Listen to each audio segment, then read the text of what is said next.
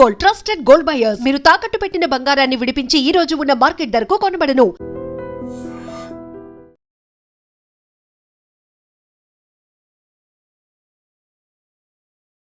మీరు civil services సాధించాలనే సంకల్పం ఎలా మొదలైంది?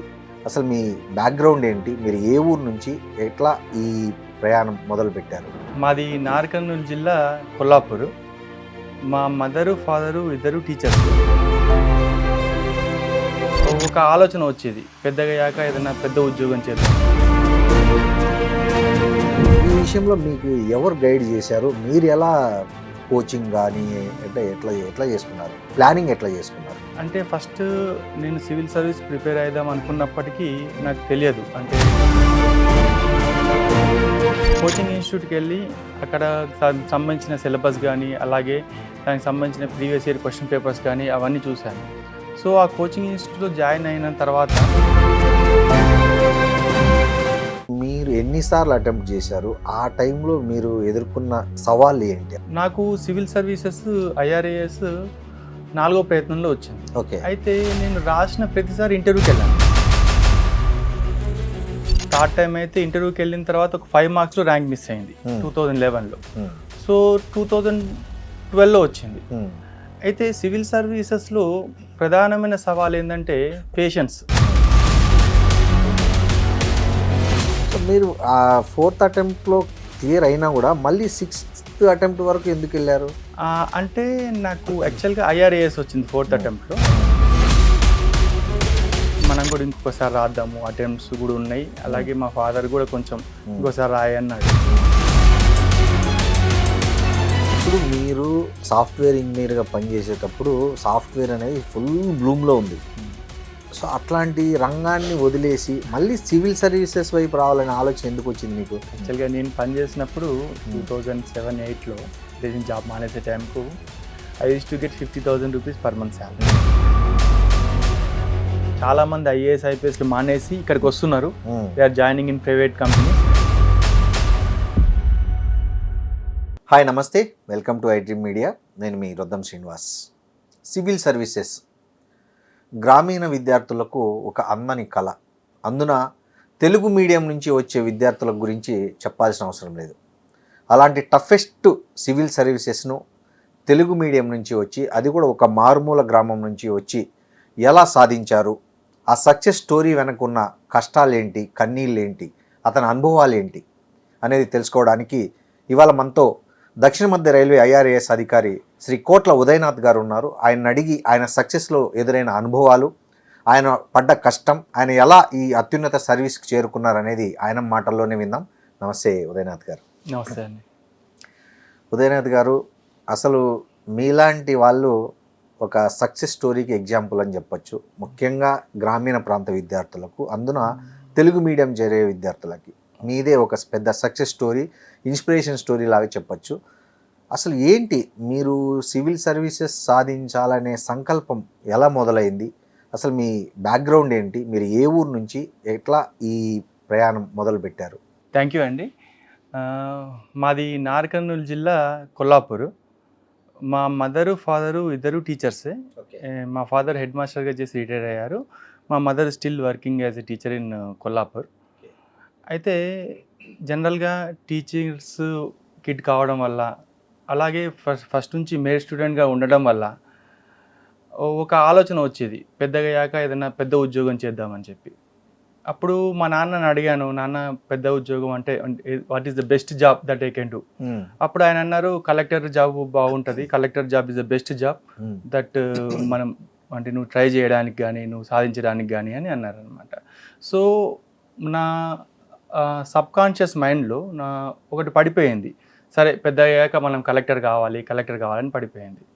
అయితే మనము ఫస్ట్ నుంచి మేడ్ స్టూడెంట్ కావడం వల్ల 10th క్లాస్లో మంచి మార్క్స్ వచ్చాయి. తర్వాత ఇంటర్మీడియట్, తర్వాత ఎంసెట్ ర్యాంక్ 1000 వచ్చింది. తర్వాత ఉస్మానియా యూనివర్సిటీలో ఇంజనీరింగ్ చేశాను. సో ఇదంతా అయిన తర్వాత కొన్ని రోజులు సాఫ్ట్వేర్ ఇంజనీర్గా జాబ్ చేశాను. చేసిన తర్వాత అప్పుడు అనుకున్నాను, అరే మనం సివిల్ సర్వీసెస్ క్లియర్ చేద్దామని అనుకున్నాం కదా, మనం అది సాధిద్దాం అనుకున్నాం కదా అని చెప్పేసి అది ప్రిపేర్ అయ్యాను. అంటే నాకు సమాజానికి ఏదో కొంచెం చేయాలి, అలాగే సమాజంపై ఎంతో కొంత ప్రభావం మనం కల్పించాలనే ఉద్దేశం ఉండే, ఓకే. అందుకనే నేను ట్రై చేస్తాను. అంటే అంటే ఎట్లా ప్రిపేర్ అయ్యారు మీరు? అంటే చాలామందికి అవగాహన ఉండదు. ఎట్లా ప్రిపేర్ కావాలా, ఎక్కడ ప్రిపేర్ కావాలా, ఏం ప్రిపేర్ కావాలా, ఇట్లాంటి విషయాల పట్ల అవగాహన ఉండదు. ఈ విషయంలో మీకు ఎవరు గైడ్ చేశారు? మీరు ఎలా కోచింగ్ కానీ అంటే ఎట్లా ఎట్లా చేసుకున్నారు? ప్లానింగ్ ఎట్లా చేసుకున్నారు?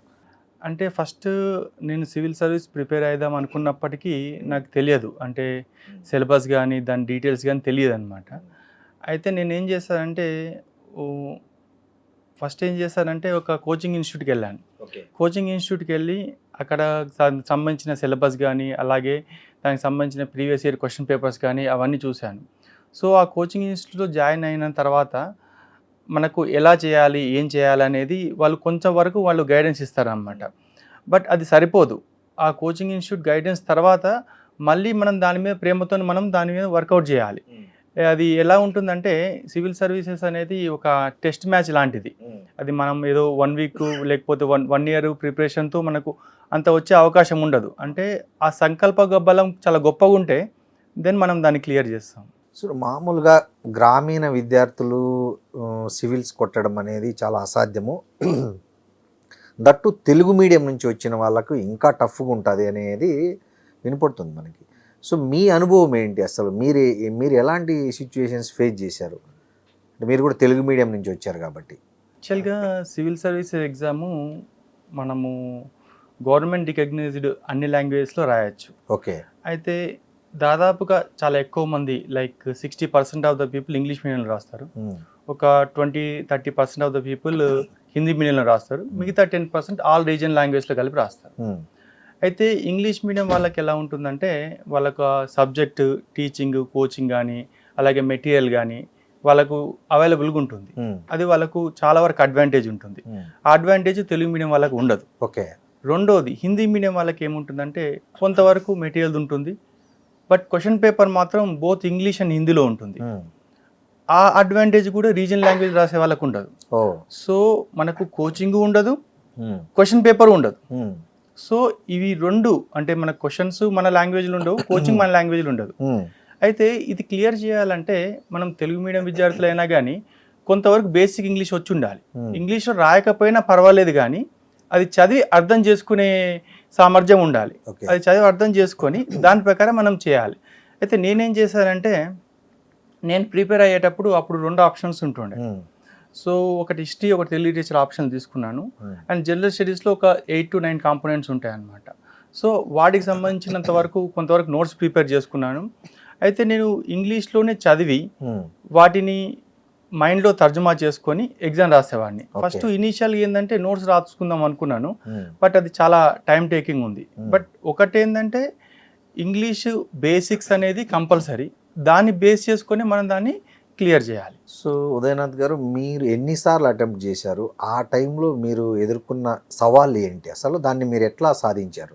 నాకు సివిల్ సర్వీసెస్ IRAS 4వ ప్రయత్నంలో వచ్చింది. అయితే నేను రాసిన ప్రతిసారి ఇంటర్వ్యూకి వెళ్ళాను. సో ఫస్ట్ టైం ఇంటర్వ్యూకి వెళ్ళాను, సెకండ్ టైం ఇంటర్వ్యూకి వెళ్ళాను, థర్డ్ టైం అయితే ఇంటర్వ్యూకి వెళ్ళిన తర్వాత ఒక 5 మార్క్స్లో ర్యాంక్ మిస్ అయింది 2011లో. సో 2012లో వచ్చింది. అయితే సివిల్ సర్వీసెస్లో ప్రధానమైన సవాల్ ఏంటంటే పేషెన్స్. మనం సహనం కోల్పోకుండా ఉండాలి. ఫర్ ఎగ్జాంపుల్ నా సిచ్యువేషన్లో ప్రిలిమ్స్, మెయిన్స్, ఇంటర్వ్యూ అయిపోతుంది. ఇంటర్వ్యూ అయిపోయిన తర్వాత రిజల్ట్ వచ్చిన తర్వాత నెక్స్ట్ ప్రిలిమ్స్కి 10 రోజులు టైం ఉంటుంది. సో అప్పటి వరకు నాకు ర్యాంక్ వస్తుందనే ఆశతో ఉన్నప్పుడు నేను రిజల్ట్ వచ్చిన తర్వాత మనం క్లియర్ కాకపోతే ఆ బాధను తట్టుకొని మళ్ళీ ఆల్ ఇండియా కాంపిటీషన్ సివిల్స్ మళ్ళీ ప్రిపేర్ అయ్యి రాయాలి. సో అది చాలా టఫ్గా ఉంటుంది మనకు. ఓకే. అంటే మీరు ఎట్లా ప్రిపేర్ అయ్యారు? ఎట్లా ప్లాన్ చేసుకున్నారు? ప్రిపరేషన్ ప్లాన్ ఎట్లా ఉండేది మీది? అయితే నేనేం చేశానంటే ఎగ్జామ్లో మనకు ఎందులో మనకు మంచి మార్క్స్ వస్తాయి, ఎందులో మనకు మంచి స్కోప్ ఉంటుంది అనేది ఒక అనలైజ్ చేసుకున్నాను. నాకు ఎస్ఏలో మంచి మార్క్స్ వచ్చే అవకాశం ఉంది, ఎందుకంటే నేను కొంచెం ప్రాక్టీస్ అది చేసేవాడిని. సో అలా అని చెప్పి సో ఎస్ఐ మీద ఇంకొంచెం బాగా ఫోకస్ చేసేవాడిని. అలాగే ఆప్షన్స్లో కూడా మంచి మార్క్స్ వచ్చేవి. సో అందులో కూడా నాకు ఇష్టం ఉండేది, అందులో కూడా బాగా ఫోకస్ చేసేవాడిని. అలా నాకు వచ్చిన వాటిని బాగా ప్రాక్టీస్ చేస్తూ వాటిని కూడా పర్లేదు కొంచెం వరకు చదివి చేసేవాడిని. సో ఎస్ఏలో నాకు ఒకసారి 200 151 మార్క్స్ వచ్చినాయి. దట్ ఈస్ అంటే ఆ టైంలో చాలా మంచి మార్క్స్ అనమాట అవి. సో మనకు ఎలా ఉంటుందంటే ఇది మనకు ఎందులో సామర్థ్యం ఉంది, మనకు కంపారిటివ్ అడ్వాంటేజ్, మనకు ఎందులో అడ్వాంటేజ్ ఉంటే మనం సెలెక్ట్ కావచ్చు. నేను చాలామంది చెప్తుంటారు 18 అవర్స్ చదివాము, 20 అవర్స్ చదివాము, 14 అవర్స్ చదివాము, ఎర్లీ మార్నింగ్ ఇంతకు లేసి ఇట్లా చదివాము అని చెప్తుంటారు కదా సక్సెస్ స్టోరీస్లో. సో మీ స్టడీ ప్లానింగ్ ఎట్లుంది అసలు? ఎట్లా లేసేవాళ్ళు, ఎన్ని గంటలు చదివేవాళ్ళు, ఎట్లా సబ్జెక్టులు డివైడ్ చేసుకునేవాళ్ళు, మీ ప్లానింగ్ ఏంటి అసలు? అయితే ఇది 18 అవర్స్ 20 అవర్స్ అనేది రిలేటివిటీ అండి. అయితే నా వరకు నేను వచ్చేసి ఫస్ట్ అటెంప్ట్ ముందు మాత్రం చాలా చదవాలి, ఎందుకంటే సిలబస్ చాలా వ్యాస్ట్గా ఉంటుంది, మనం ప్లాన్ చేసుకొని చదవాలి. నేను ఎలా చేసేవాడిని అంటే వీక్లీ ఒక 3 days ఆప్షన్ చదివేవాడిని, ఒక 3 days జనరల్ స్టడీస్ చదివేవాడిని. సో మార్నింగ్ నా డే 7కి స్టార్ట్ అవుతే ఈవినింగ్ 9 వరకు ఏదర్ ఏమంటారు క్లాసెస్లో కానీ, మధ్యలో 1 hour పడుకునేవాడిని మధ్యాహ్నం పూట, ఏదర్ క్లాసెస్లో ఉండడం కానీ లేకపోతే స్టడీస్లో ఉండడం కానీ చేసేవాడిని. సో ఫస్ట్ ఇయర్ మాత్రం చాలా గట్టిగా ప్రిపేర్ అయ్యాను. తర్వాత మనం ఒకసారి ఇంటర్వ్యూకి వెళ్ళిన తర్వాత నెక్స్ట్ కూడా ప్రిపేర్ అయ్యాను, కానీ ఇంత అవసరం పడదు, ఎందుకంటే కొన్ని స్టాక్ సబ్జెక్ట్స్ ఉంటాయి అన్నమాట, హిస్టరీ పాలిటీ లాగా, వాటి మీద మళ్ళీ మనంత చేయాల్సిన అవసరం పడదు. యాక్చువల్గా ఏంటంటే సివిల్ సర్వీసెస్ ఎగ్జాము చాలా డైవర్సిఫైగా ఉంటుంది. అంటే ఎలా చెప్పాలంటే IIM graduates, IIT graduates select అవుతారు, డిస్టెన్స్లో డిగ్రీ చేసిన వాళ్ళు కూడా సెలెక్ట్ అవుతారు, లైక్ 20 hours చదివిన వాళ్ళు సెలెక్ట్ అవుతారు, కొంచెం ఐక్యూ ఎక్కువ ఉండి 6 to 7 hours చదివిన వాళ్ళు కూడా సెలెక్ట్ అవుతారు. సో దీనికంటూ ఒక పర్టికులర్ మెథడ్ ఇలానే చేస్తే ఇలానే అవుతాం అని లేదనమాట. Depending on the IQ, depending on subjects కూడా, ఎందుకంటే ఇది ఒకే సబ్జెక్ట్ కాదు, నెంబర్ ఆఫ్ ఆప్షన్స్ ఉంటాయి. సో ఇంజనీరింగ్ నుంచి మొదలు పెడితే social and sociology and psychology అట్లా డిఫరెంట్ ఆప్షన్స్ ఉంటాయి, అందులో రిలేటివ్ అడ్వాంటేజ్ కూడా ఉంటుంది. So this is a kind of ఏమంటారంటే మనిషిని అన్ని రకాలుగా టెస్ట్ చేసే ఎగ్జామ్ ఇది. ఓకే. తెలుగు మీడియం విద్యార్థులు ప్రధానంగా ఎదుర్కొనే సమస్య ఏంటి సివిల్స్లో? చాలా సందర్భాల్లో వాళ్ళు ఎక్కువ సఫర్ అయ్యే విషయాలు ఏంటి అంటే, తెలుగు మీడియం అభ్యర్థులు మెయిన్గా సఫర్ అయ్యేది ఏంటంటే lake of confidence. Okay. First మనం తెలుగు మీడియంతో వచ్చిన తర్వాత, బయటికి వెళ్ళిన తర్వాత ఫస్ట్ తెలుగు మీడియంలో మనం రాయాలా వద్దా అనే కాన్ఫిడెన్స్ ఒకటి తక్కువ ఉంటుంది. అయితే మీడియం అనేది ఓన్లీ ఒక లాంగ్వేజ్ మాత్రమే, నీ సబ్జెక్ట్ వేరే ఉంటుంది. సో తెలుగు మీడియం కానీ ఇంగ్లీష్ మీడియం కానీ నీ subject you have to translate in to it. So నువ్వు బెటర్గా ఏ మీడియంలో ట్రాన్స్లేట్ చేస్తావో అది మనకే తెలుస్తుంది, పక్క వాళ్ళకి తెలియదు. సో మనం ఎందులో కంఫర్ట్ ఉంటామో అని తీసుకొని మనం అది చేయాలి మనం. సో అదొకటి. రెండోది ఏంటంటే మెయిన్ ప్రాబ్లము వాళ్ళకు మెటీరియల్ దొరకదు. సో మెటీరియల్ దొరకకపోవడం వల్ల అరే మనకు సివిల్స్ మెటీరియల్ దొరకట్లేదు కదా, గ్రూప్ 1 మెటీరియల్ అయితే దొరుకుతుంది, సో గ్రూప్ 1 ప్రిపేర్ అవుదాం అలా ఆలోచన ఉంటుంది. బట్ మనం ఒక్కసారి సబ్జెక్ట్ ఇంగ్లీష్లో చదువుకొని కొంతవరకు తెలుసుకుంటే, బేసిక్ ఇంగ్లీష్లో చదువుకొని తెలుసుకుంటే మనం దాన్ని ట్రాన్స్లేట్ చేసుకుని తెలుగులో రాయొచ్చు, అది కూడా కష్టం కాదు. బట్ బేసిక్ ఇంగ్లీష్ అయితే ఉండాలి. ఏంది, క్వశ్చన్ అర్థం చేసుకోగలిగే ఇంగ్లీష్ ఉండాలి. ఎందుకంటే ప్రిలిమ్స్ అయినా మెయిన్స్ అయినా అవి కంపల్సరీ మనకు ఇంగ్లీష్ ఆర్ హిందీలోనే ఉంటాయి, తెలుగులో ఉండవు. మీరు 3 times రాలే, ఎట్లా ఫీల్ అయ్యారు అప్పుడు? మీరు డిప్రెషన్కి కానీ లేకపోతే ఇంకా రాదు అని నిరుత్సాహపడ్డారా? అప్పుడు మిమ్మల్ని మోటివేట్ చేసిన అంశాలు ఏంటి అసలు? ప్రతి వ్యక్తికి ఒక మోటివేషన్ ఉంటుంది కదా, సో మీకు ఆ టైంలో ఏంటి మోటివేషన్ అసలు? కరెక్టే అండి. యాక్చువల్గా కొంచెం డిప్రెసింగ్ ఉంటుంది. మనం అంతసార్లు పోయి మనం ఇంటర్వ్యూ దాకా వెళ్ళి మనతో పాటు ఇంటర్వ్యూకి వెళ్ళిన వాళ్ళు సెలెక్ట్ అయిపోయి వాళ్ళు మీడియాకి ఇంటర్వ్యూస్ ఇస్తుంటే వాళ్ళు దే ఆర్ సెలెక్టెడ్, మళ్ళీ మనం ప్రిలిమ్స్ రాయాలంటే చాలా కష్టంగా ఉంటుంది. అంటే I don't say it is very easy అని నేను చెప్పను. అయితే ఫస్ట్ టైం రాలేదు సివిల్స్, సరే ఫస్ట్ టైం ఇంటర్వ్యూకి వెళ్ళాము, మనకు అదే అచీవ్మెంట్, సరే నెక్స్ట్ టైం వస్తుంది అని అనుకున్నాను. సో సెకండ్ టైం రాలేదు. సెకండ్ టైం రాకపోయేసరికి నేను కొంచెం డౌన్ అయ్యాను. అయితే నేనేం చేస్తానంటే నాకు సమాజం నుంచి నేను ఇన్స్పిరేషన్ తీసుకుంటాను, సమాజంలో జరిగే ఈవెంట్స్ నుంచి ఇన్స్పిరేషన్ తీసుకుంటాను. మీకు విషయం చెప్పాలి. సో సెకండ్ టైం నేను 2010 ఎగ్జామ్ రాసి 11లో ఇంటర్వ్యూకి వెళ్ళాను. సో 2011లో ఇంటర్వ్యూకి వెళ్ళినప్పుడు రాలేదు. అప్పుడు ఇండియా వరల్డ్ కప్ గెలిచింది, సచిన్ టెండూల్కర్ ధోని నాయకత్వంలో ఇండియా వరల్డ్ కప్ గెలిచింది. అప్పుడు టెండూల్కర్ ఒక మాట అన్నాడు, ఈ వరల్డ్ కప్ కోసము నేను 6 వరల్డ్ కప్ వెయిట్ చేశాను అన్నాడు. బా.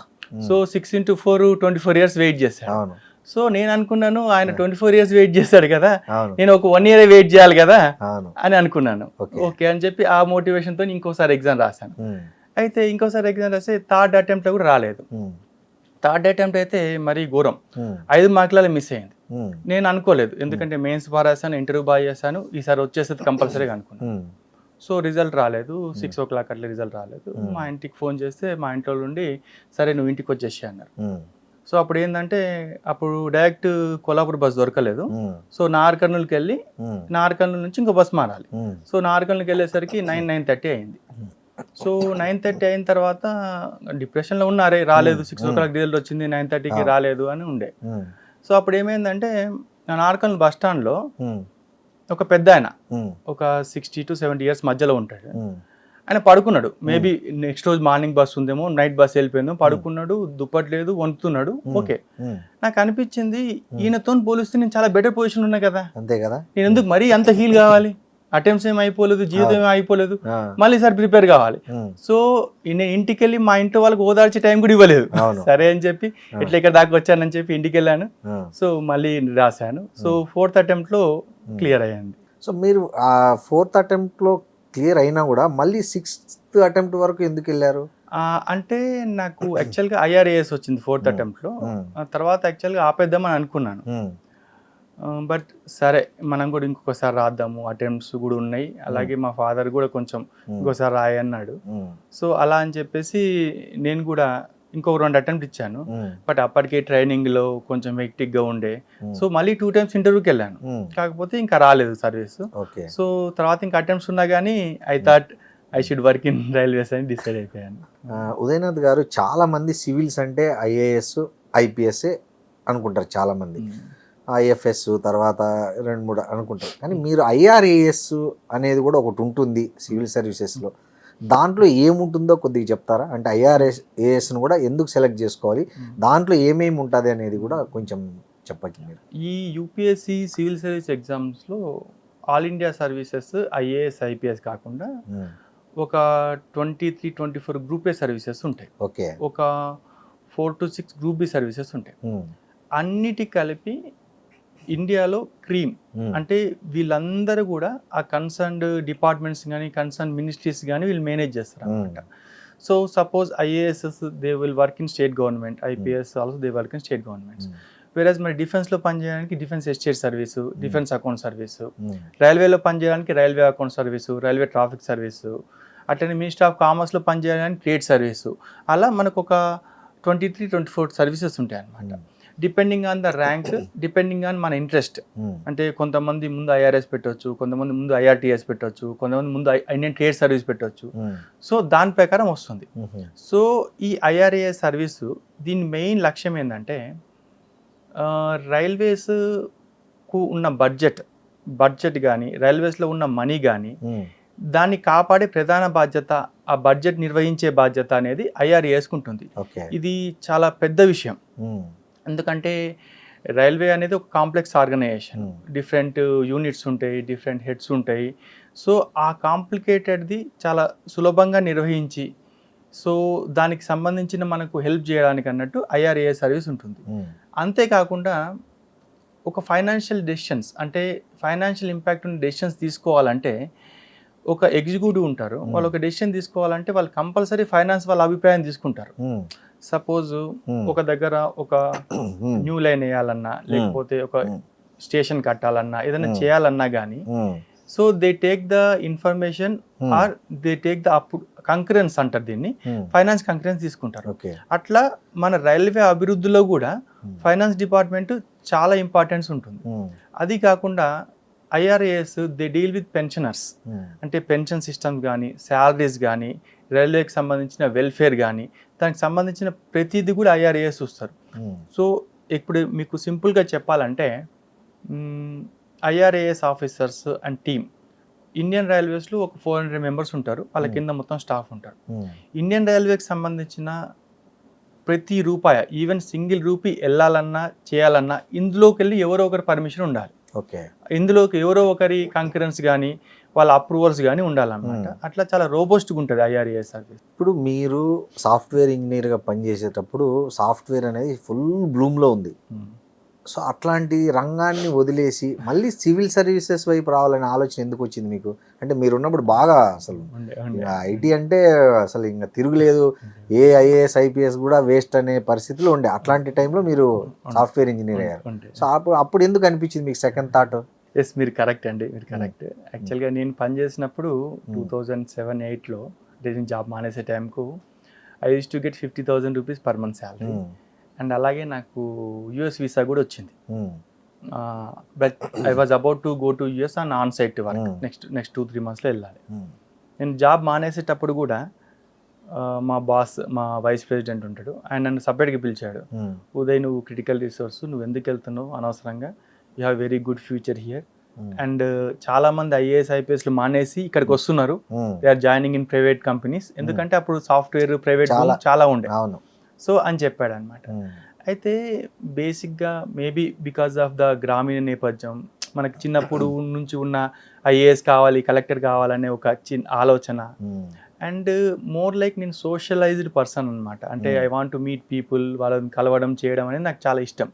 సో సాఫ్ట్వేర్ ఎలా ఉంటుందంటే గ్రోత్ ఉంటుంది, అంతా ఉంటుంది, desk job, but desk job ఉంటుంది. నువ్వు ఒక సిస్టంలో, అంటే ఒక 4 వాల్స్ మధ్యలో మనం పని చేయాల్సి ఉంటుంది.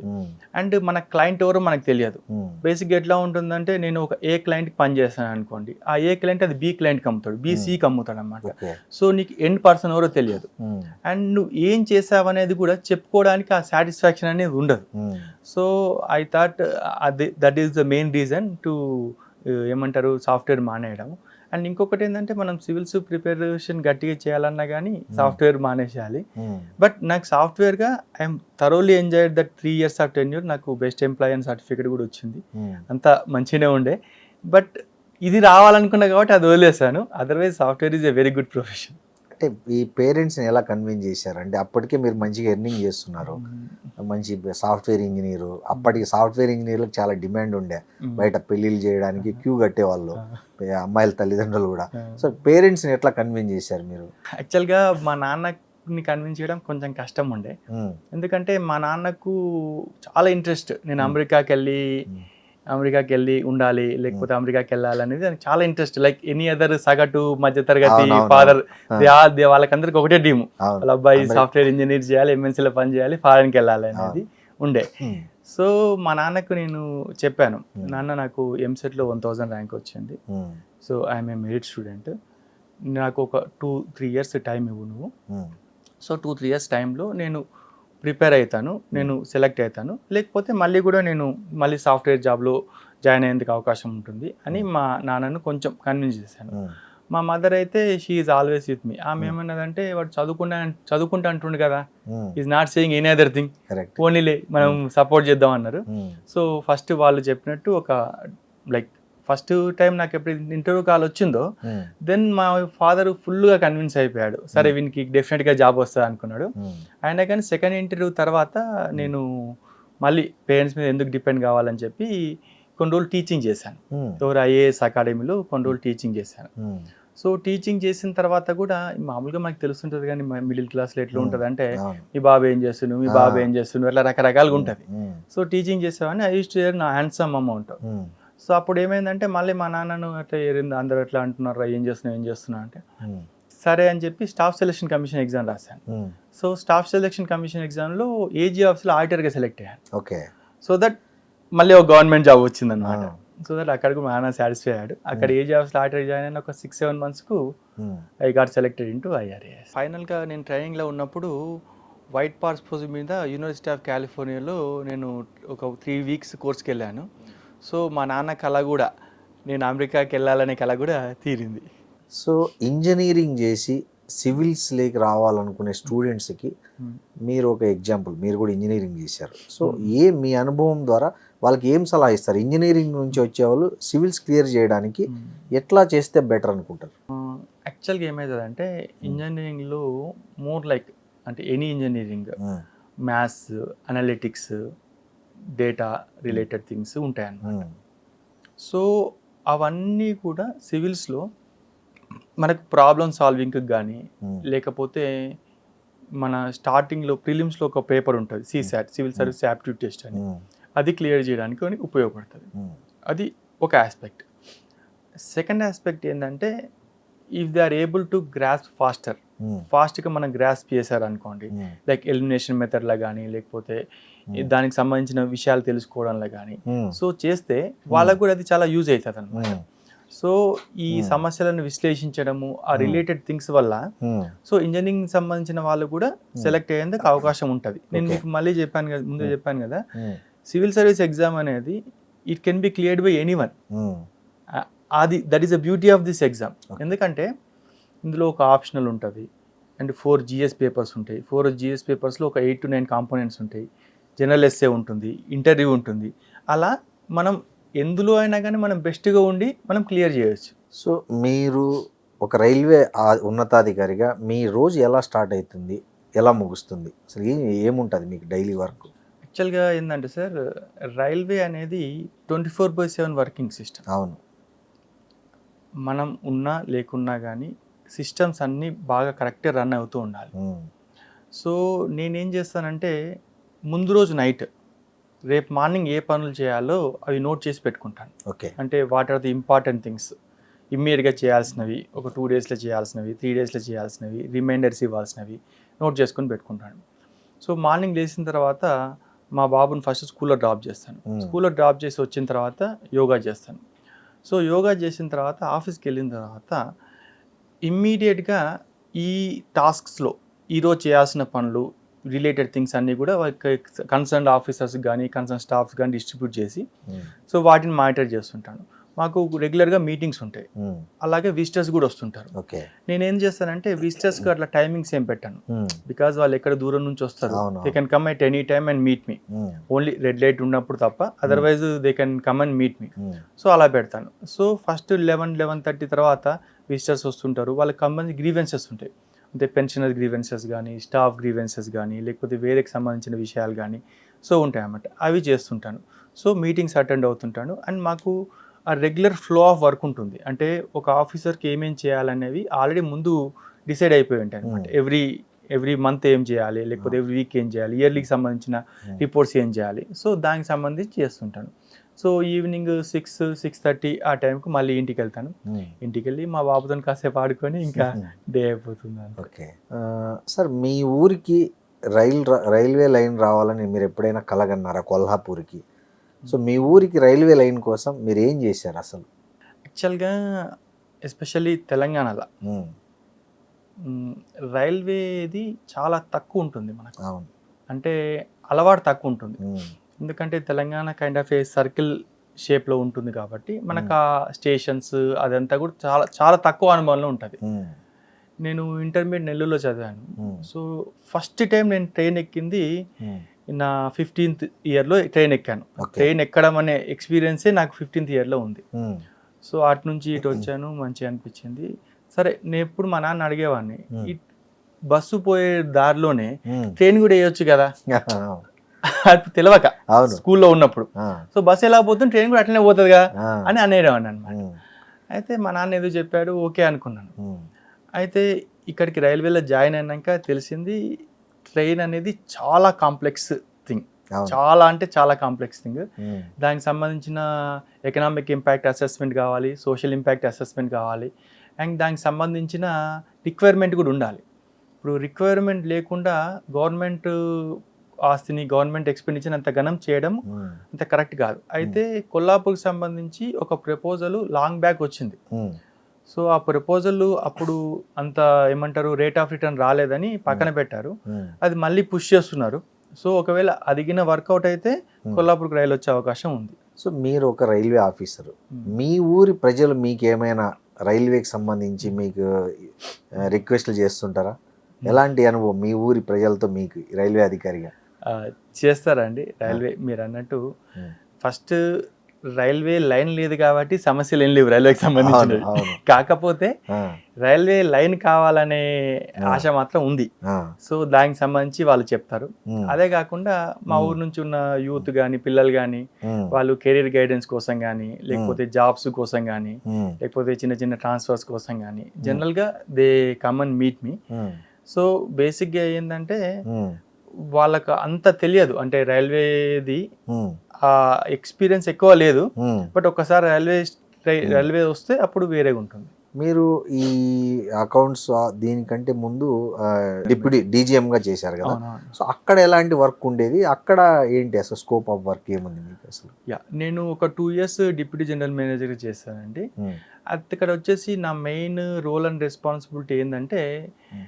ఎంపీస్ అండ్ ఎమ్మెల్యేస్ రిప్రజెంటేషన్స్ చూసి ఉమ్, వాటిని ప్రాపర్గా హ్యాండిల్ చేసి వాళ్ళకి సంబంధించిన రిప్లైస్ ఇవ్వడం, అంటే Okay. అన్ని డిపార్ట్మెంట్స్ని కోఆర్డినేట్ చేసి దానికి సంబంధించి ఇవ్వడం. ఉమ్, సౌత్ సెంట్రల్ రైల్వేలో అప్పుడు సౌత్ సెంట్రల్ రైల్వే జ్యూడిక్షన్లో 17 ఎంపీస్ ఉండేవాళ్ళు. ఉమ్, అండ్ ఎమ్మెల్యేస్ వచ్చేసి ఆల్మోస్ట్ ఒక 400 వరకు ఎమ్మెల్యేస్ ఉండేవాళ్ళు. ఎందుకంటే that consist of AP, Telangana, Karnataka, Maharashtra. So very big organization. Um, but అక్కడ సిస్టమ్స్ అన్ని సెట్ అయ్యావన్నమాట. ఉమ్, సో అది కాకుండా నేను జోనల్ రైల్వే యూజర్ కన్సల్టేటివ్ కమిటీకి ఎక్స్ అఫీషియో సెక్రటరీని. ఉమ్, సో సమాజంలో కొంతమంది ప్రముఖులు రైల్వేకి సంబంధించిన వ్యక్తులను రైల్వే మినిస్ట్రీ జెడ్ఆర్సీస్ మెంబర్గా నామినేట్ చేస్తుంది. ఓకే. సో వాళ్ళకి సంబంధించిన సమస్యలు, వాళ్ళు చెప్పిన సూచనలు అవి తీసుకొని చేయడం కూడా చేయాలి.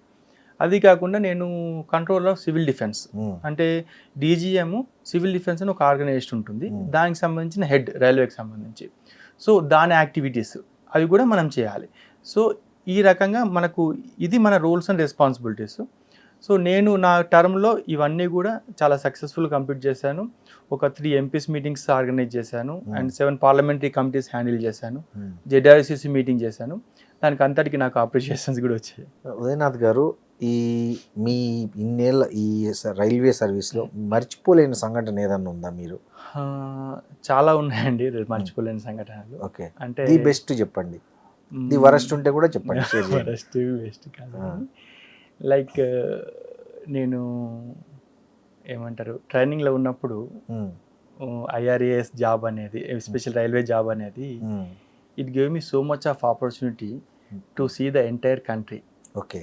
అండ్ ఈవెన్ నేను ఫారెన్లో కూడా ఒక కోర్స్ చేశాను, ఉమ్, అది కూడా because of the railways. Um, and ఒక చిన్న ఫన్నీ ఇన్సిడెంట్ చెప్తాను నేను. ఉమ్, నేను డిఎఫ్ఎం సికింద్రాబాద్కు ఉన్నప్పుడు లిఫ్ట్లో వెళ్తున్నాను. ఉమ్, లిఫ్ట్లో వెళ్తుంటే ఒక అతను ఏదో మాట్లాడుకుంటున్నారు, ఏదో మా మదర్ది పెన్షన్ రిలీజ్ కాలేదు, పెన్షన్ ప్రాబ్లం ఏదో ఉందని మాట్లాడుతున్నాడు. ఉమ్, నేను లిఫ్ట్లో ఉన్నాను. That was my second posting. I was very young at that time. Um, so నేను ఏమన్నానంటే ఏంటిది బాబు ఏంది అని అడిగాను. ఉమ్, ఏందని అడిగాను. ఉమ్, అతను కొంచెం యంగ్ ఉన్నాడు, అతను కొంచెం తెలియక ఇవన్నీ నీకెందుకు అన్నాడు. ఉమ్, సరే అనుకున్నాను. ఉమ్, అనుకున్నాక నేను మళ్ళీ నా చాంబర్లో కూర్చున్నాను. ఉమ్, అతను వెయిట్ చేసి నన్నే గెలిచాడు.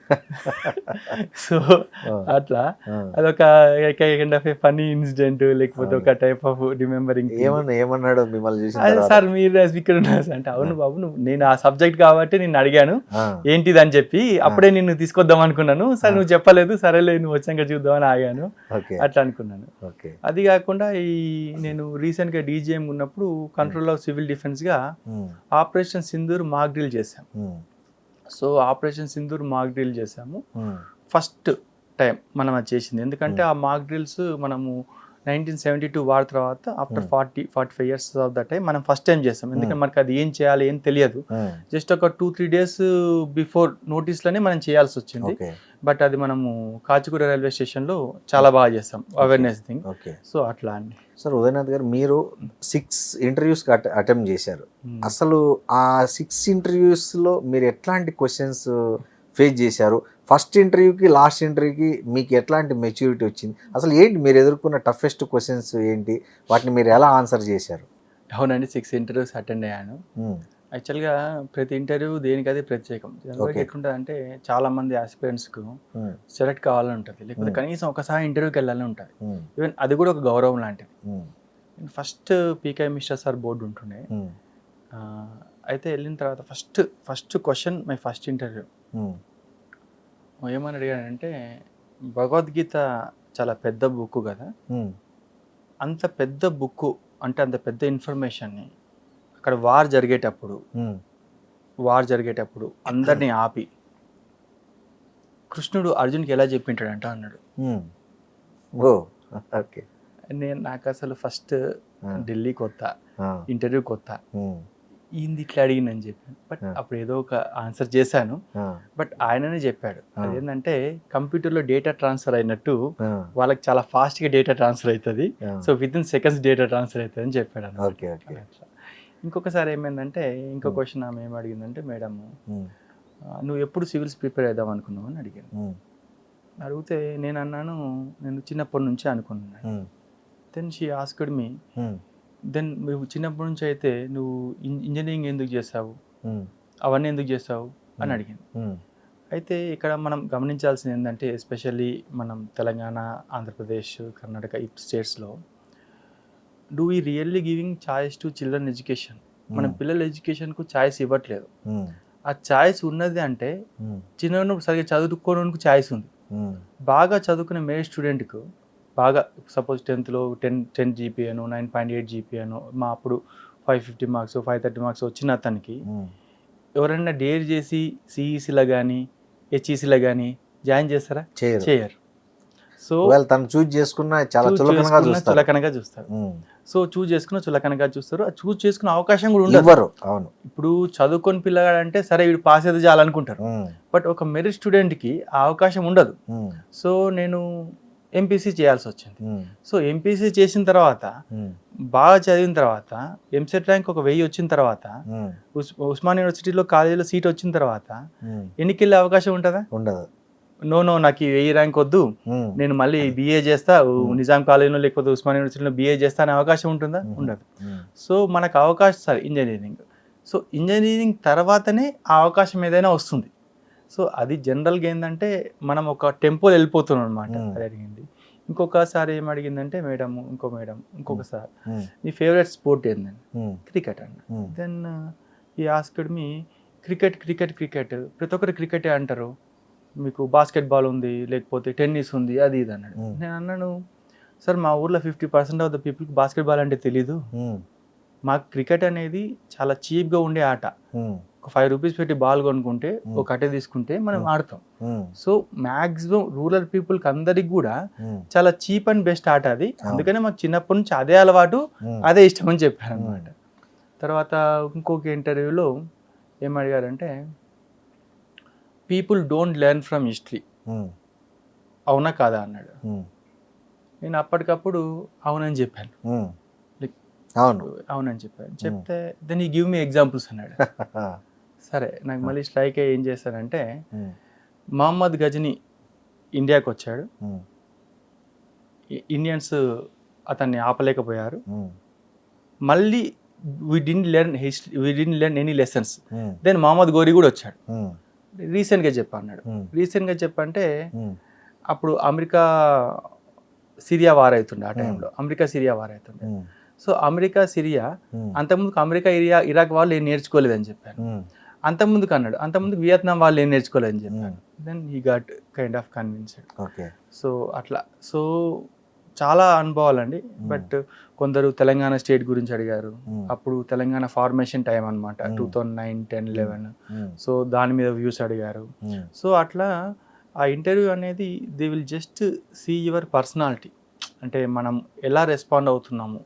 రేపు పొద్దున మన ఆఫీసర్గా ఇతన్ని సెలెక్ట్ చేస్తే లేదా, ఎందుకంటే ఒక ఆఫీసర్ కింద చాలామంది అంటే చాలా డెసిషన్స్ ఉంటాయి అన్నమాట. Whether is able to take the matured decisions అనే టైప్లో ఉంటుంది. సో ఉదయనాథ్ గారు, మీరు కొత్తగా తెలుగు రాష్ట్రాల నుంచి ముఖ్యంగా తెలుగు మీడియం కావచ్చు, అర్బన్ ఏరియాలో కాకుండా కొంచెం రూరల్ ఏరియాలో చదువుకున్న వాళ్ళు సివిల్స్ కట్టాలంటే వాళ్ళు ఎక్కడ కోచింగ్ తీసుకుంటే బెటర్? ఢిల్లీనా, హైదరాబాదా? అంటే నాకు తెలిసి ఈ రెండే బెస్ట్ ఉన్నాయి. ఇంకేమైనా ఆల్టర్నేటివ్స్ ఉన్నాయా? అంటే ఫస్ట్ సివిల్స్ ప్రిపేర్ అయిదాం అనుకున్న వాళ్ళు ఒక సెల్ఫ్ టెస్ట్ చేసుకోవాలి. ఓకే, అసలు ఎందుకు అయిదాం అనుకుంటున్నాం? మన పేరెంట్స్ ప్రెజరా, మనమే కావాలనుకుంటున్నాం. సో మనం కావాలనుకుంటున్నప్పుడు మనం నిజంగానే కావాలనుకుంటున్నామా, లేకపోతే ఒక ట్రయల్ లాగానే అనుకుంటున్నాం? మూడోది ఏంటంటే మనం దీని మీద ఒక 2-3 ఇయర్స్ టైం పెట్టగలుగుతామా, పెట్టిన తర్వాత మనకు వేరే ఆపర్చునిటీస్ వేరే ఆల్టర్నేటివ్స్ ఉన్నాయా, సో ఈ 3 బేరీ చేసుకొని ఫస్ట్ రంగంలోకి దిగాలి. సో ఒకసారి దిగినాక కోచింగ్ అనేది it is kind of a guide. అంటే మొత్తం ఓవరాల్గా వాళ్ళు చేయరు. బట్ ఏమైందంటే కోచింగ్ వెళ్తే మనకు చాలా వరకు ఒక టీం ఉంటుంది, ఒక గ్రూప్ లాగా మనం అవుతాం. ఇప్పుడు కోచింగ్ సెంటర్లో బాగా ప్రిపేర్ అయినాం అనుకోండి, ఒక గ్రూప్ అవుతాం. సో ఆ గ్రూప్ ఏం చేస్తుంది అంటే వాళ్ళు కూడా బాగా ప్రిపేర్ అయితే వాళ్ళు వేరే దగ్గర నుంచి నోట్స్ కానీ ఇన్పుట్స్ కానీ, లేకపోతే ఒక సబ్జెక్ట్ వాడు మంచిగా చదువుతాడు, ఒక సబ్జెక్ట్ నువ్వు మంచిగా చదువుతావు, సో అందరు కలిసి గ్రూప్ స్టడీస్ కంబైన్ స్టడీస్ ఉంటే ఆ లాంగ్ టర్మ్లో వెళ్ళడానికి వాళ్ళు ఒకరికొకరు మోటివేటెడ్గా ఉంటారు. ఇది ఏమవుతుందంటే ఇయర్స్ పాస్ అవుతుంటాయి, మనకి ఇయర్లో ఒకే అవకాశం ఉంటుంది. ఒకసారి క్లియర్ కాకపోతే మళ్ళీ 1 year వరకు మనం వెయిట్ చేయాలన్నమాట. సో మోటివేషన్ అనేది చాలా ఇంపార్టెంట్. కోచింగ్ కూడా ఇంపార్టెంటే, బట్ కోచింగ్ ఒకసారికి, కానీ దాని ఒక 10% కన్నా ఎక్కువ రోల్ ఉండదు కోచింగ్. సో అంటే ఢిల్లీ బెటర్, ఎక్కడ బెస్ట్ కోచింగ్ సెంటర్ ఉంది మీకు తెలిసినంత వరకు? నాకు తెలిసినంత వరకు హైదరాబాద్లో కూడా మంచి కోచింగ్ సెంటర్స్ ఉన్నాయి. ఢిల్లీలో కూడా course Delhi is a hub for the civil service exam, అందులో కూడా బెస్ట్ కోచింగ్ సెంటర్స్ ఉన్నాయి. ఇప్పుడు ఢిల్లీకి వెళ్ళి అక్కడ వాతావరణానికి అక్కడ కల్చర్ షాక్ తట్టుకొని ఆ ఎక్స్పెన్సెస్ బేర్ చేయగలిగితే Delhi better. Otherwise Hyderabad also equally competent to Delhi, ఎందుకంటే మేమంతరం హైదరాబాద్లో చదువుకొని క్లియర్ చేసినాం కాబట్టి Hyderabad also equally competent to Delhi. So హైదరాబాద్లో కూడా మనం ప్రిపేర్ కావచ్చు. దానికన్నా ముఖ్యంగా చాలా వరకు యూట్యూబ్ వీడియోస్ కానీ, మన సంబంధించిన ఇన్స్టాగ్రామ్ ఛానల్స్ కానీ చాలా వరకు ఉన్నాయన్నమాట, మన Telegram channels. So Telegram channels కూడా ఉన్నాయి. సో వాటి వద్ద కూడా ప్రిపేర్ కావచ్చు. అయితే ప్రిపేర్ కావడానికి ఈ చెప్పాను కదా సార్, ఈ 10% ఉంటుంది ఇది కోచింగ్ సెంటర్. సో ఆ 10% మన సొంతంగా ప్రిపేర్ అయ్యి మనం మోటివేటెడ్గా ఉండాలి. ఓకే, ఒకవేళ మీరు సివిల్ సర్వెంట్ కాకపోయి ఉంటే ఏమై ఉండేవాళ్ళు అసలు? యాక్చువల్గా నేను సాఫ్ట్వేర్ ఇంజనీర్ జాబ్ చేశాను. సో యుఎస్ వీసా వచ్చింది. సో యుఎస్ వీసా మళ్ళీ ఏజీ ఆఫీస్లో కూడా వర్క్ చేశాను. ఏజీ ఆఫీస్లో కూడా వర్క్ చేశాను. సో మేబీ నేను సాఫ్ట్వేర్ ఇంజనీర్గా కొన్ని రోజులు కంటిన్యూ చేసి నేను టీచింగ్ కూడా చేశాను కాబట్టి, అంటే సివిల్స్ ఒకవేళ క్లియర్ కాకపోయి ఉంటే నేను మళ్ళీ ఆ టీచింగ్లో కంటిన్యూ అయ్యి ఫర్దర్గా ఇంకేదైనా ఒక ఎంటర్ప్రెన్యూర్గా చేసి ఏదో ఒకటి నాకంటూ ఒక గుర్తింపు, సమాజానికంటూ నేను ఎంతో కొంత మాత్రం చేసేవాడిని. ఎందుకంటే సివిల్ సర్వీసెస్ అనేది లక్ష్యం కాదు, అంటే దట్ ఈస్ నాట్ గోల్, అది టూల్. గోల్ ఏంటిది? గోల్ అనేది సమాజానికి ఏదైనా చేయాలనేది గోల్. అవును, సివిల్ సర్వెన్సే చేయాల్సిన అవసరం లేదు. అట్లంటే మళ్ళీ 30,000 మంది సివిల్ సర్వెంట్ తప్ప మిగతా వాళ్ళందరూ ఏం చేయట్లేదు, అట్లా కాదు కదా. సో ఆ గోల్ రీచ్ కావడానికి వేరే వేరే దారులు చాలా ఉంటాయి. నేను ఇంటర్మీడియట్లో చదివేటప్పుడు మా మ్యాథ్స్ సార్ చెప్పేవాడు అనమాట, when 1 door is closed n-1 doors will be opened where any sufficiently large అని. సో అట్లా సివిల్స్ అనేది ఒకటి మిస్ అయితే ఇంకో దీంట్లో నేను చేసేవాడిని. ఇప్పుడు చాలా మంది సివిల్ సర్వీసెస్ ప్రిపేర్ అయ్యి లాస్ట్ అటెంప్ట్లో కూడా ఇదే వాళ్ళు ఉంటారు. అట్లాంటి వాళ్ళకు మీరు ఏం సలహా ఇస్తారు? అంటే సీరియస్గా సివిల్స్ ప్రిపేర్ అయ్యి లాస్ట్ అటెంప్ట్ వరకు సీరియస్ సివిల్ ప్రిపేర్ అయిన వాళ్ళకు నిజానికి నా సలహా అవసరం లేదు. ఎందుకంటే లైఫ్ అప్పటికే వాళ్ళకి చాలా టీచ్ చేసి ఉంటుంది. ఓకే, ఎందుకంటే the kind of maturity he will get, అంటే రియల్గా 5 times 4 times చేసిన వాళ్ళకు ఉంటుంది. రెండోది ఏంటంటే జనరల్ సలహా ప్రకారం చూస్తే there are so many ways. If they are good at teaching, they can become teachers, they can become mentors. If they are not good at teaching skills లేకపోతే వాళ్ళు కంటెంట్ డెవలప్ చేయొచ్చు. మూడోది, ఈ సివిల్స్ ప్రిపేర్ అయిన తర్వాత ఈ knowledge, ఈ కష్టానికి even in private or group 1 or group 2 ఎక్కడైనా కానీ మనం సక్సెస్ అవుతాము. సక్సెస్ అయిన తర్వాత ఆ పర్టికులర్ జాబ్స్లో కూడా మనకంటూ గుర్తింపు ఉంటుంది. So I feel civils preparation అనేది, preparation itself is a విజయం. నువ్వు కరెక్ట్గా 1.5 year ప్రిపేర్ అయితే చాలామందికి, ఇప్పుడు ఎస్పెషల్లీ జెన్జీకి కానీ చాలామందికి కానీ మనకేమంటారంటే చాలా విషయాలు తెలియదు మనకు. సో అంటే మనం బేసిక్గా మనం ఈ సోషల్ సైన్సెస్ని మనం చాలా వరకు నెగ్లెక్ట్ చేసి we focus on the engineering trend. But సమాజంలో బతకాలంటే మనకు సోషల్ చాలా ఇంపార్టెంట్. కరెక్ట్. ఇప్పుడు ట్రాఫిక్ పోలీస్ ఆపితే ఎందుకు ఆపండి అనేది క్వశ్చన్ చేయగలగాలి మనం. అవును, ఆయన ఒకవేళ ఫైన్ అడిగితే ఏ రూల్ ప్రకారం ఫైన్ అడుగుతున్నాడో మన క్వశ్చన్ అడగగలగాలి. సో అలాగే మన లైఫ్లో బతకడానికి చాలా వరకు ఇది ఉపయోగపడుతుంది, బట్ ఇది ఇంపార్టెంట్. జగన్నాథ్ గారు, మీరు సెలెక్ట్ అయిన విషయం తెలిసినప్పుడు మీ ఫీలింగ్ ఏంటి? దాన్ని మీరు ఎలా సెలబ్రేట్ చేసుకున్నారు? I still remember that event. అంటే అది నాకు పిక్టోగ్రాఫికల్ మెమరీ ఉంటుందన్నమాట. లైన్ టు లైన్ తెలుసు అనమాట. చెప్పండి. సో అది నాకు రిజల్ట్ వచ్చిందని మా ఫ్రెండ్ ఒక అతను కాల్ చేసి చెప్పాడు. అంటే రిజల్ట్ వచ్చిందనే విషయం పబ్లిష్ చేయరా యూపీఎస్సీలో? చేస్తారండి, యాక్చువల్గా వెబ్సైట్లో వస్తుంది. ఆ రోజు ఏమైందంటే మేమందరం కంప్యూటర్లో ఓపెన్ చేసి వెబ్సైట్ చూస్తున్నాం, అది ఇంకా ఓపెన్ కావట్లేదు. సడన్గా కరెంట్ ఏదో పోయింది. పోతే నా ఫోన్ అక్కడే పెట్టి నేను పక్కన ఇంకొక రూమ్కి వెళ్ళాను. ఆయన దగ్గర ల్యాప్టాప్ ఉంది. సో ల్యాప్టాప్లో నెట్ ఉంటుంది, అందులో చూడొచ్చు కదా అని ఆ రూమ్కి వెళ్ళాను. ఈ లోపల ఏంటంటే ఈ ఫోన్ మోగింది. ఇంకో ఫ్రెండ్ ఎత్తాడు. ఎత్తి ఈ కేమ్ టు మీ అండ్ ఈ told me that I got the rank in civil services. అప్పుడు అంటే టు బి ఫ్రాంక్ కాసేపు ఏడ్చాను నేను. ఎందుకంటే ఇది ఒక 5 to 6 years ఆఫ్ కంటిన్యూస్గా మనం పైకి వెళ్ళడం రావడం. సో ప్రతిసారి నోకి అలవాటయ్యి సో పైకి వెళ్ళి రావడం అలా చేసేసరికి చాలా ఎమోషనల్గా ఫీల్ అయ్యాను. Like finally I got in to the services. ఎందుకంటే సివిల్ సర్వీస్ ఎగ్జామ్ అనేది 0 or 1 లాగా ఉంటుంది. సక్సెస్ అయితే 1, సక్సెస్ కాకపోతే 0. నువ్వు 4 సార్లు ఇంటర్వ్యూకి వెళ్ళావా, 6 సార్లు ఇంటర్వ్యూకి వెళ్ళావా అనేది ఎవరికి సంబంధం లేని విషయం అన్నమాట. సో 0 or 1 లాగా ఉంటుంది. అందుకని ఆ సక్సెస్ అనేది అప్పటికి నాకు అది చాలా ఇంపార్టెంట్ అయింది అనమాట. సో మీ పేరెంట్స్తో షేర్ చేసుకున్నప్పుడు వాళ్ళ రెస్పాన్స్ ఎట్లా వచ్చింది? చాలా ఓవర్వెల్మింగ్ రెస్పాన్స్. ఎందుకంటే ఈ పర్టికులర్ జర్నీలో ఎస్పెషల్లీ అంటే ఫ్రెండ్స్ వాళ్ళంతా మోటివేట్ చేస్తారు, హ్యాపీగా ఉంటారు. కానీ ఈ లాస్ సూటిపుటి మాటలు కానీ వేరేటోళ్ళతో ఇబ్బందులు కానీ పడేది పేరెంట్స్. కరెక్ట్. సో వాళ్ళు ఏమంటారు, అరే మంచిగా అమెరికా పోయి జాబ్ చేస్తున్నాయి కదా, ఎందుకు అశోనాలు తిరుగుతున్నాడు. సో వాళ్ళు అవే నా దగ్గరికి రాకుండా వాళ్ళే ఆ బాధ అనుభవించేటోళ్ళు.